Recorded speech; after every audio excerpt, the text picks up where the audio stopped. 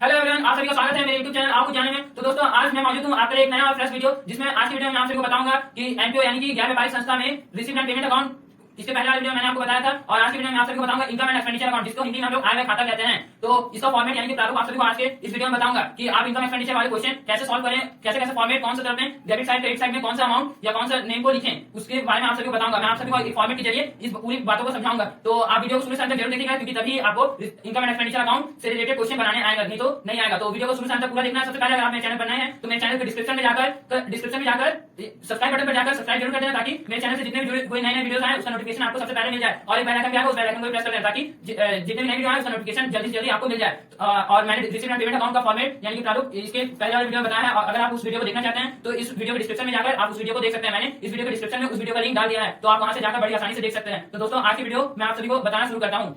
तो दोस्तों, आप देख सकते हैं मैंने यहाँ पर लिखा आय व्यय खाते का प्रारूप यानी कि format of income and expenditure account, income and expenditure account. तो सबसे पहले इसमें एक फॉर्मेट बनाया जाता है। फॉर्मेट में 4 कॉलम बनाए जाते हैं। मैंने पहला कॉलम, दूसरा कॉलम, तीसरा कॉलम और चौथा कॉलम, इन चारों कॉलम को ड्रॉ कर दिया है। अब इन 4 कॉलम में डेबिट साइड में इस तरफ में एक्सपेंडिचर लिखा जाता है, फिर अमाउंट लिखा जाता है, फिर यहाँ इनकम लिखा जाता है और फिर यहाँ अमाउंट फिर से लिखा जाता है। ठीक है, तो एक्सपेंडिचर का मतलब भी होता है खर्च, हिंदी में कहते हैं इसको खर्च, यानी जितने भी तरह के व्यय होंगे उसको हम लोग इस साइड में लिखेंगे। और इनकम यानी कि आय, जिस तरह का भी कंपनी यानी कि कोई भी गैर व्यापारिक संस्था को इनकम प्राप्त होगा उसको हम लोग इस साइड में लिखेंगे। तो देखिए यहाँ पर मैंने सबसे पहले एक्सपेंडिचर में लिखा है टू इंश्योरेंस प्रीमियम यानी पेड दिस ईयर।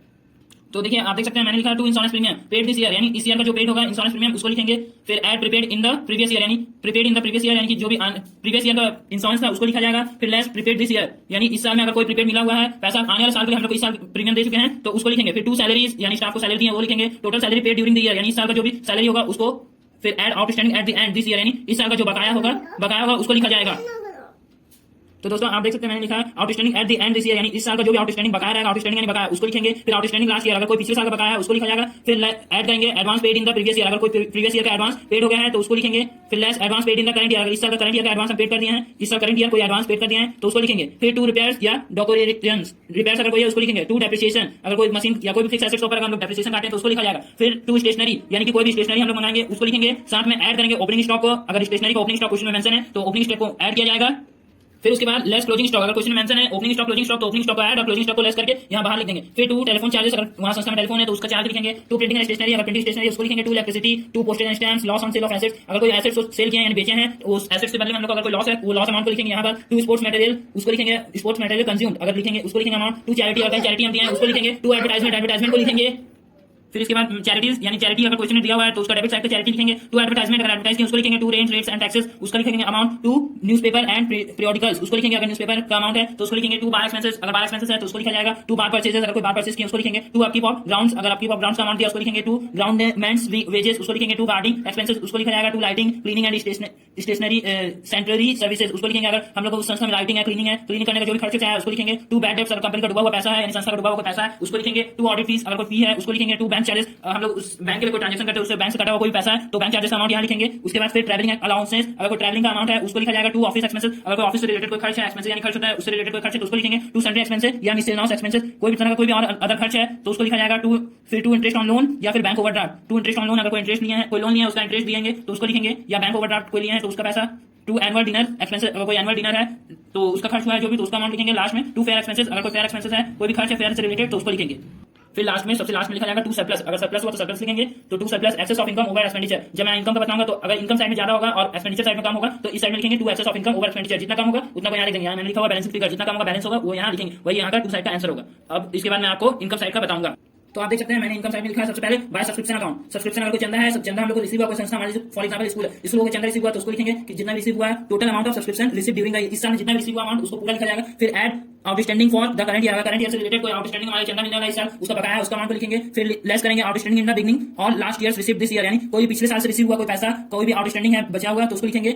ऐड करेंगे फिर add advance receive last year, अगर कोई एडवांस रिसीव हुआ है अमाउंट लास्ट ईयर से यानी आने वाले साल से रिलेटेड कोई एडवांस रिसीव हुआ है तो उसको ऐड करेंगे। फिर less advance receive this year, कोई भी एडवांस रिसीव हुआ है अगर पैसा तो उसको लेस करेंगे। लास्ट में फिर जो जितना अमाउंट आएगा उसको यहाँ बाहर अमाउंट में लिख देंगे। फिर लास्ट में फिर उसके बाद लिखेंगे बाय लॉकर रेंट, अगर लॉकर रेंट तो पैसा आपको कैसे मिलता है तो उसका अमाउंट लिखेंगे। बाय इनकम फ्रॉम लेक्चरर्स, यानी जो भी लेक्चरर्स से इनकम होता है उसको लिखेंगे। By receive from dance and source, अगर कोई रिसीव हुआ पैसा डांस एंड सोर्स से तो यहाँ लिखेंगे। By sale of used tennis या क्रिकेट बॉल्स, अगर कहीं सेल किए हैं तो उससे हमको पैसा मिला है यूज्ड टेनिस बॉल या क्रिकेट बॉल से तो उसका अमाउंट यहाँ लिखेंगे। बाय इंटरेस्ट ऑन सिक्योरिटी, अगर कोई इंटरेस्ट ऑन सिक्योरिटी को सिक्योरिटी है उसका इंटरेस्ट मिला है तो उसको लिखेंगे। बाय इंटरेस्ट ऑन इन्वेस्टमेंट, अगर कहीं इन्वेस्ट किया तो उसका इंटरेस्ट मिला है तो उसको हम लोग यहाँ लिखेंगे।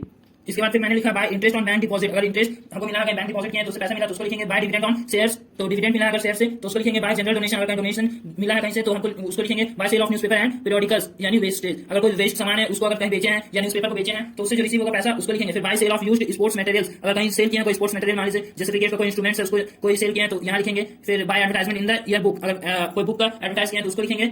फिर प्रोसीड्स ऑफ कंसेंट्स या शो, अगर प्रोसीड्स ऑफ यानी कहीं सेल किया है कोई शो का तो उसका लिखेंगे बाय रिसीव फ्रॉम एंटरटेनमेंट, अगर कहीं से एंटरटेनमेंट से हमको पैसा रिसीव हुआ है तो उसका अमाउंट लिखेंगे। बाय एंट्रेंस फी, अगर कहीं से एंट्रेंस फी का अमाउंट हमको रिसीव हुआ है तो उसका लिखेंगे।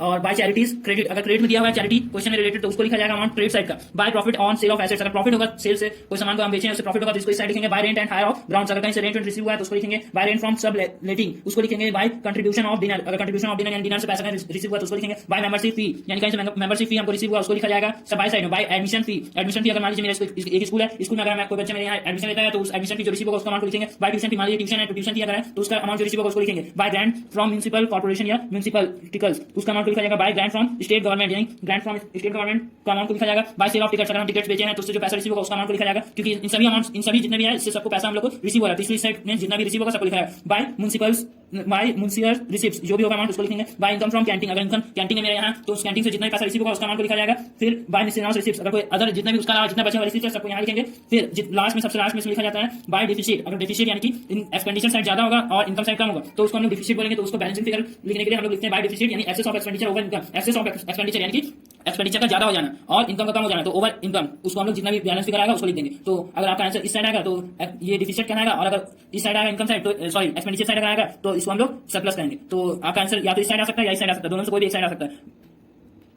आपको बस ये याद रखना है कि हमेशा इनकम एक्सपेंडिचर में 4 कॉलम बनते हैं, जिसमें से एक्सपेंडिचर अमाउंट, इनकम अमाउंट, इसमें एक्सपेंडिचर में हमेशा जितने भी तरह के संस्था में जितने भी तरह के खर्च होंगे, जो भी तरह के खर्च जिससे आपको पैसा जाएगा उन सभी अमाउंट को, उन सभी राशि को यहाँ लिखेंगे अमाउंट में इस साइड में, और जितने भी पैसा आएगा आपकी संस्था हो या जो भी हो, मान लीजिए स्कूल है, स्कूल में जहां से भी पैसा आएगा सबको इस साइड में लिखेंगे और उसका अमाउंट यहाँ लिखेंगे। ये चीज हमेशा आपको याद रखनी है। और इसमें कभी भी परचेस अमाउंट या सेल अमाउंट, यानी कि कोई सामान परचेस किया है या कोई सामान सेल किया है उसका अमाउंट कभी भी इसमें नहीं लिखा जाता, परचेस और सेल के बारे में कभी भी नहीं लिखा जाता, ये चीज आपको याद रखना है हमेशा। तो दोस्तों आपको आशा करता हूं कि आप सभी को मेरा वीडियो पसंद आया होगा। वीडियो पसंद आए तो लाइक जरूर करना, और अगर आप मेरे चैनल पर नए हैं तो सब्सक्राइब जरूर कर लेना, क्योंकि मेरे चैनल से जितने भी नए वीडियोस आए उसका नोटिफिकेशन आपको सबसे पहले पहुंच जाए, मिल जाए। और एक बेल आइकन आएगा उस बेल आइकन को प्रेस कर देना ताकि मेरे चैनल से जितने भी नए वीडियोस आए उसका नोटिफिकेशन आपको सबसे पहले मिल जाए। मैंने इस वीडियो के डिस्क्रिप्शन में भी रिसीव्ड एंड पेमेंट अकाउंट का फॉर्मेट डाला हुआ है, आप वहां से भी मेरे उस वीडियो को देख सकते हैं। और इस वीडियो को ज्यादा से ज्यादा अपने दोस्तों के साथ शेयर करना ताकि उन्हें भी ये इनकम एक्सपेंडिचर के बारे में फॉर्मेट जानकारी मिले और वे भी इसे बड़े अच्छे से समझ सके और सॉल्व कर पाए, इससे रिलेटेड जितने क्वेश्चन है उन्हें सॉल्व कर पाए। तो दोस्तों इस वीडियो कैसा लगा कमेंट में मुझे जरूर बताना। मिलता हूं एक और नई वीडियो के साथ, तब तक के लिए गुड बाय।